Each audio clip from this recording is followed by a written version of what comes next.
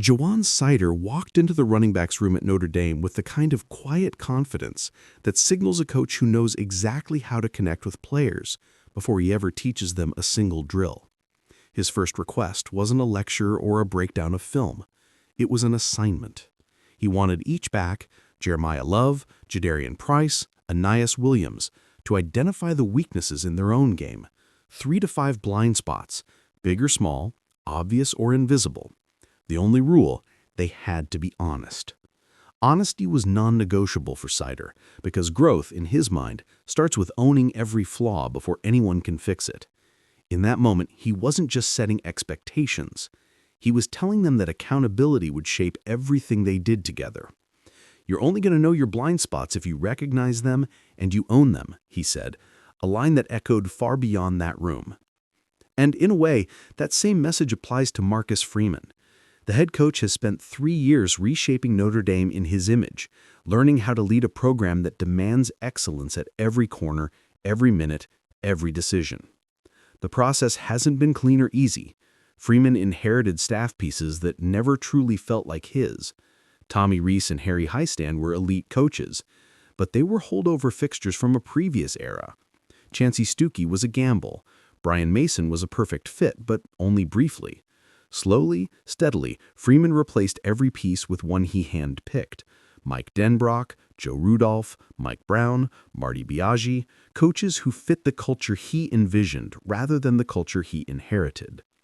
In the early days, Freeman leaned heavily on familiarity. His Cincinnati roots ran so deep through the coaching roster that half of his assistants were once colleagues under Luke Fickell. That was his comfort zone. He trusted them because he lived the grind with them.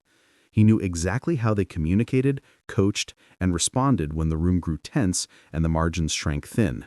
But familiarity has its limits, especially when you're running a program developing at a speed that invites constant outside interest. Success attracts poachers, and Notre Dame has been successful enough that staff turnover is no longer a surprise. It's an expectation. That's why the arrival of Seider and new defensive coordinator Chris Ash represents something bigger than 2 hires. It signals a shift in the way Freeman builds his staff. He can't keep pulling from Cincinnati forever. The branches of that tree have already been harvested, and the program he is leading now requires a broader reach, a network that stretches across different conferences, different coaching philosophies, even different football worlds entirely. Ash's profile reflects that evolution. Once a college head coach who struggled through a difficult 8-32 run at Rutgers, he reinvented himself in the NFL, spending last season as a scout with the Jacksonville Jaguars. His coaching journey passes through Ohio State, Wisconsin, Texas, and Arkansas. He has seen the sport at every level, from championship-caliber programs to rebuilds that tested every ounce of patience and identity. In many ways, he is Al Golden without the Super Bowl experience, a technician with a defensive mind shaped by long hours, countless defensive installs, and a renewed appreciation for the details that separate good units from elite ones. But the thing that has changed most isn't Ash's resume, it's Freeman's comfort with hiring someone like him. When Freeman first took the Notre Dame job, he needed veterans with head coaching experience around him. He needed Golden, someone who had rebuilt Temple, steadied Miami, and coordinated a defense that reached a Super Bowl. Back then, Freeman was still learning what it meant to be the face of Notre Dame. Now he knows. Now he doesn't need a safety net. He doesn't need someone else's experience to compensate for his own. He needs coaches who believe in his vision, coaches who can elevate what he's already built, coaches who aren't afraid to challenge him when needed, but who also understand when to trust the direction he's steering. That is where Ash fits perfectly. He doesn't come in trying to overshadow anything. He comes in understanding how to help, not dominate, the structure around him. I do think my experience as a head coach has made me a better assistant coach. I understand what the head coach wants and how to help the head with the problems with my players or my side of the ball. For Freeman, that balance matters more than ever. Seider, meanwhile, arrives from Penn State with a resume that speaks loudly. 7 years under James Franklin, one of the most consistent and productive running backs rooms in the country. Players who trusted him, coaches who respected him, and a reputation for developing NFL-caliber talent. Leaving that situation wasn't a move anyone expected, And yet the moment Freeman reached out, something clicked for Seider. He felt a connection without shared history. He felt an alignment without ever coaching a single practice alongside Freeman. That bond doesn't happen often in college football. It usually takes years, sometimes decades to form. But Seider saw something in Freeman, something that reminded him of himself. Sometimes I feel like when I'm talking to him, I'm talking to myself. Coaches don't say things like that unless something real is there. Something about the way Freeman leads, the way he communicates, the way he listens without arrogance or defensiveness, it resonated. Maybe it's because Seider was ready for a new challenge.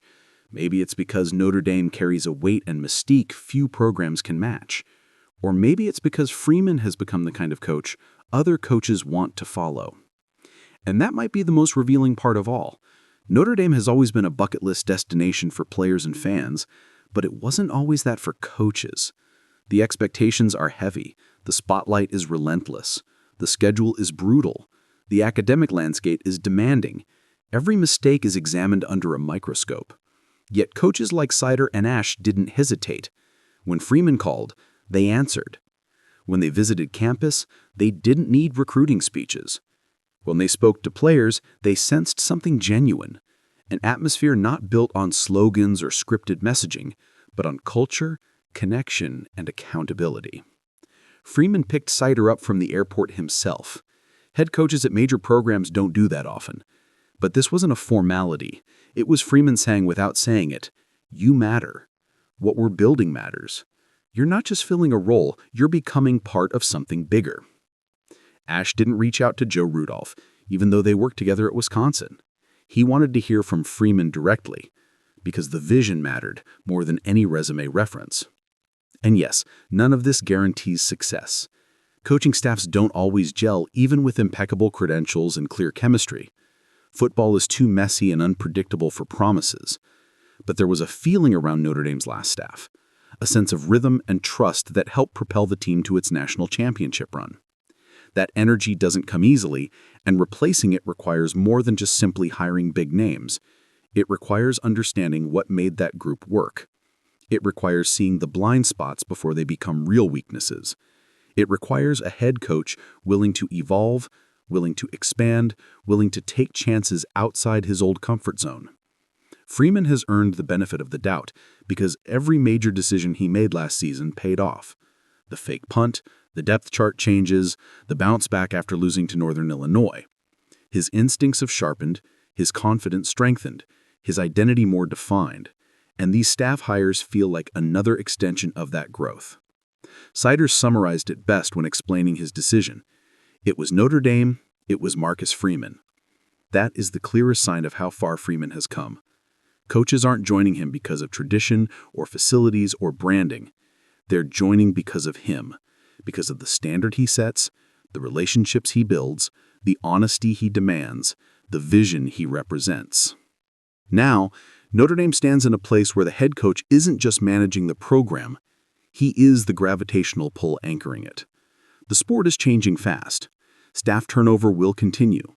Success will invite more pursuit from the outside. But Freeman has proven he can adapt, respond, and reinforce the foundation with new voices that complement his own. Seider and Ash don't just complete another staff.